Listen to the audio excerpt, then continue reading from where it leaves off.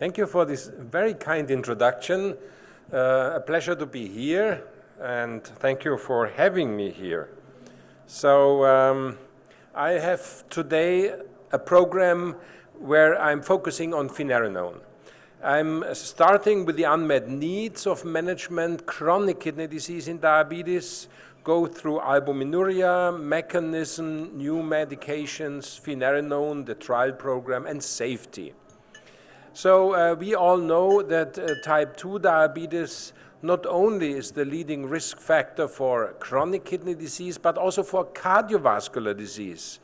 2 to 3 times increased cardiovascular disease, and people die towards going to dialysis. They die before, and the survivors end up in dialysis. It's 10 times higher, the prevalence of kidney failure. And if you are a young type 2 diabetic, you lose life. You die 16 years earlier when you are a young one. Women and men to a similar rate when you have early chronic kidney disease in type 2 diabetes. So this is the highest risk you can have. So how to detect this early risk? You need to measure albuminuria and eGFR. That's so simple. Only the 2 tests for early detection of kidney dysfunction or impairment, and this facilitates the appropriate diagnosis. So presence of albuminuria, UACR, and a glomerular filtration rate is important to do on an annual basis in type 2 diabetic people. So I demonstrate this for you, a typical CKD patients. You see on the left-hand side the glomerular filtration rate in stages of chronic kidney disease, and on the top is albuminuria. In categories, A2 was called microalbuminuria, A3 was called macroalbuminuria. So you have this Indian patient with a glomerular filtration rate of 62. This is a normal range. So this is a healthy kidney. But if you then measure albuminuria and you find 350 milligram per gram albuminuria, then he has diabetic kidney disease. So not only GFR alone with albuminuria is telling you that the patient has a disease, and this influences his mortality and his cardiovascular outcome. Look at the left-hand side, all-cause mortality and urinary albumin-creatinine ratio. It goes up already when you have 10, but then if you have microalbuminuria, it is already at 2-fold and is going up. On the right-hand side, you see cardiovascular mortality, and if you are going up with your UACR, all-cause mortality is determined by cardiovascular mortality. So UACR has even a predictive value lower than 30 milligram per gram. So what is albuminuria doing? A meta-analysis of clinical trials suggests that a 30% reduction in albuminuria reduces the risk of CKD progression. 41 clinical studies, nearly 30,000 patients, and we looked at primary composite kidney outcome, and about 70% of the 22,000 had albuminuria. And 30% fall in the geometric mean of UACR was associated with a 27% reduction in the risk of the kidney composite. I show you this complex slide. If you look at the large circles are big studies, small circles are small studies. The red line is a regression line. And if you then look at some point in the regression line and go down, 30% decrease of UACR, left-hand side reduces 27% of complications. This is accepted by the FDA, and we use albuminuria as an endpoint in phase 2 studies mainly, also now in phase 3. So albuminuria and eGFR, remember, do it once per year in your type 2 diabetic patients. And this is recommended by all guidelines, American Diabetes Association, KDIGO, the kidney guidelines, and the AACE, once per year to detect early incipient albuminuria, and then you can do something.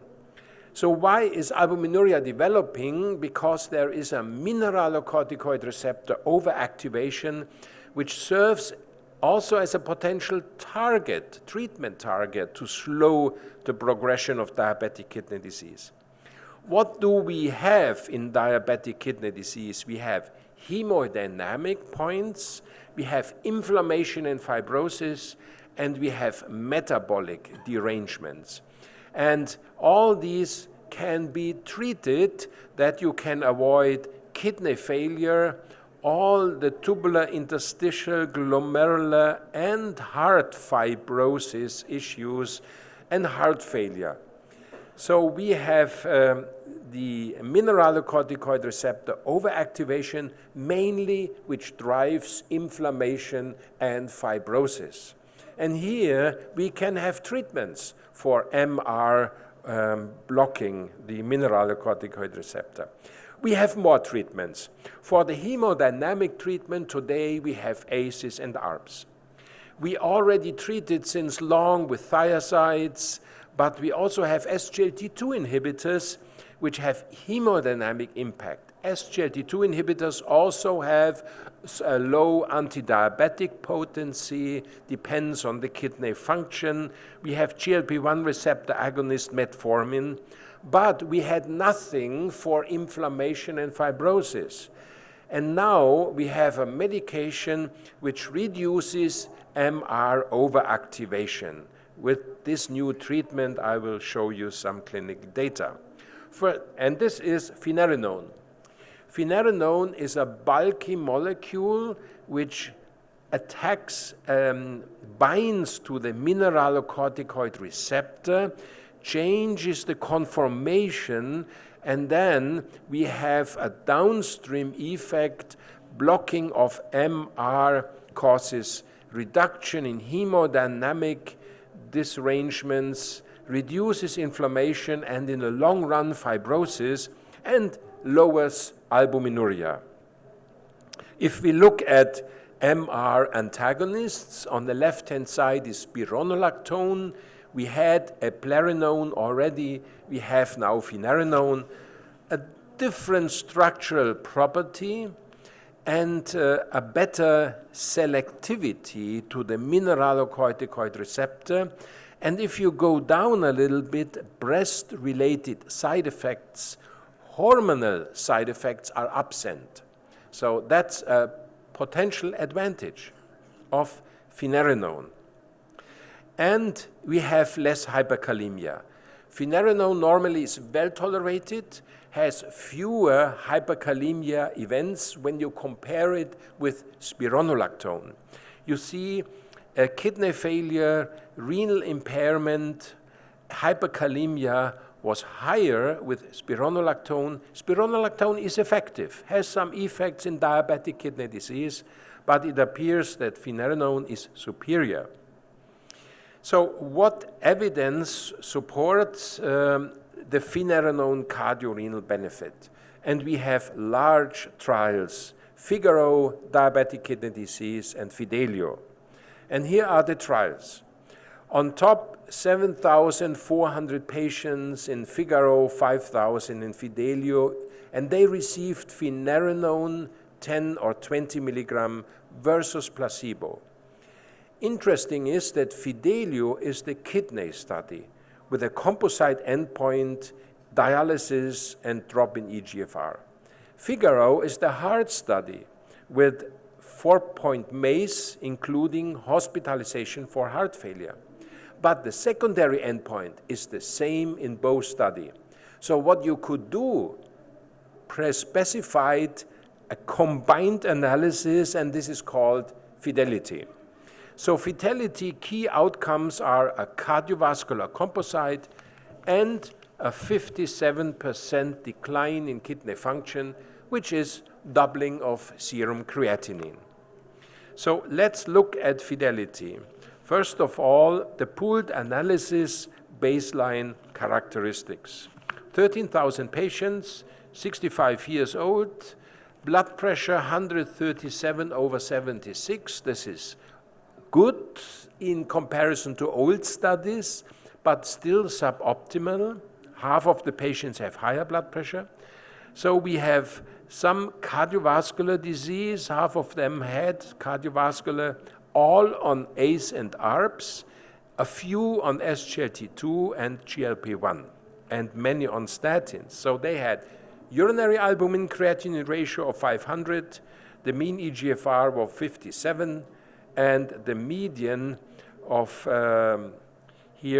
potassium was 4.35. So we then looked at outcomes, and you can see that fidelity outcomes were reduced in Figaro by 14%, the cardiovascular endpoint. Hospitalization for heart failure was driving the heart study by 22%, and the composite kidney endpoint was even better off with 23% relative risk reduction and a reduction in dialysis. So huge data set, important and prominent relative risk reduction. But why is Finerenone doing this? Because in first instance, Finerenone reduces urinary albumin creatinine ratio by 32%. Here you see a drop after 4 months in all the 13,000 patients, and remaining low over time, a total of 32%. So it's a prominent albuminuria lowering antifibrotic drug. So Finerenone improved cardiovascular, but also heart failure outcomes versus placebo, and you see the reduction rate in Fidelity and in Figaro. And the European Society Cardiology, 23 guidelines on prevention of heart failure recommended a class 1 indication of Finerenone, and the FDA just granted Finerenone for the treatment of HFpEF, so of diastolic dysfunction. So it's now approved, and you may get it in India in the end of the year. So there are adverse events. They are comparable between placebo, but acute kidney injury was even lower. Not a prominent blood pressuring lowering, but no gynecomastia. So important is the potassium. There is an increase in the potassium by 0.19 millimole after 4 months. About 14% of the people had potassium increase above 5.5 or up to 5.5. Above 5.5 even less. And very few, 1.7%, could not be treated forever, because so 17 out of 1,000 or 1.7% is a very low rate, but we take care of potassium and we noted this. So the question is, what about new data? And we have very new data of Finerenone in combination with SGLT2 inhibitors for cardiorenal protection. And this is the confidence study published 1 month ago in the New England Journal. And Rajiv Agarwal from Indianapolis presented this at the European Renal Association meeting in Vienna. So it's a randomized, controlled, double-blind study. And look at the start of the treatment. And there are Finerenone, 10 or 20 milligram, given at the same time with empagliflozin. Here you have Finerenone alone or empagliflozin alone, 480 days, and then followed without medication for another 1 month. The primary endpoint was albuminuria, UACR, and the secondary endpoint were eGFR changes. So what patients entered into the study? There are more males than women, females, 66 years old, 29% body mass index. And why only 29? That's quite low for US or Western population, because a lot of Asians, and among them India, contributed 16.6% of people to this study. So very important that India is now doing more and more trials and contributing to worldwide evidence. Hemoglobin A1C, potassium, many had hypertension, atherosclerotic cardiovascular disease, and all were on ACE and ARBs, and 23% had GLP-1 receptor agonism. So what happens? UACR goes down. After 14 days already, short-acting, we had a time point by 30%. Finerenone alone and empagliflozin alone are effective. Together, they go down by 30%, after 1 month, 35%, after 90 days and 100 days, 52% reduction, and the reduction of UACR is connected usually to outcomes. So if you stop after 100 days, your UACR goes back to baseline. The interpretation is hemodynamic effects. So if you look at the change of systolic blood pressure, finerenone had some effect, empagliflozin had also 4 millimeter mercury. Together, they have 7 millimeter mercury, and this is a good antihypertensive treatment. If you look then to glomerular filtration rate here, you see that finerenone has a small dip, empagliflozin has a larger dip. Together, they decline GFR after 14 days by 6 ml per minute. And this is a good sign, because if you have a decline in glomerular filtration rate, then you protect the kidney, you lower intraglomerular pressure, you reduce hyperfiltration. Don't stop the medication. It's a good sign when the creatinine is rising, because the drug is effective. If you stop this at 180 days, everything goes back to baseline. Hemodynamic impact. There is some incidence of hyperkalemia. You see in blue, above 5.5, there is 18% hyperkalemia. You lower with empagliflozin, it's less. Together, it's less. Above 5.5, same pattern. Above 6, there is 5% hyperkalemia. We nephrologists, we are not concerned about 5.5 potassium. We are concerned when the potassium is going above 6, and this is a very low rate of hyperkalemia. Usually, you see not many patients when you treat, and there is nothing on serious emergent impact. So I summarize the confidence before I come to a practical point.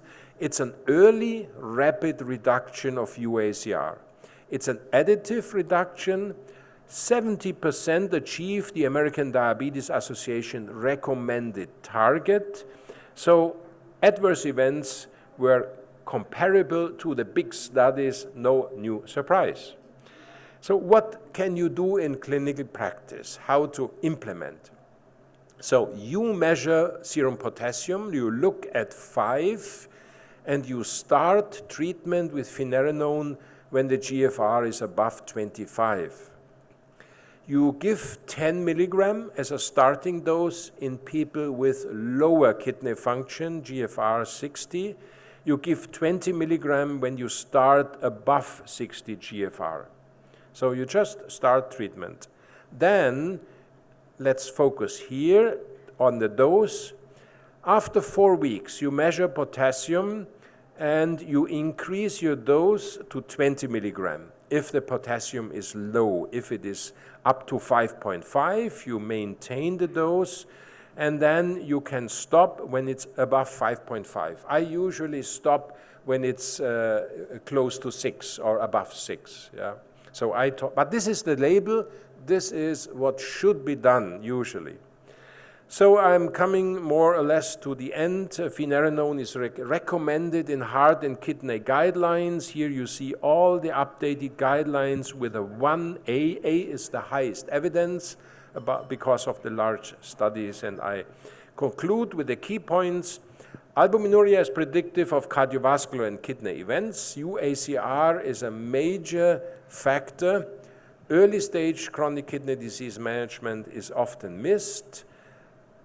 Despite RAS blockade and SGLT2, there is a residual risk for CKD progression, and Finerenone demonstrates efficacy across all CKD stages, and along with other medication for cardiovascular and kidney protection, many patients deserve this drug. And I conclude, and I thank you for your attention. Thank you.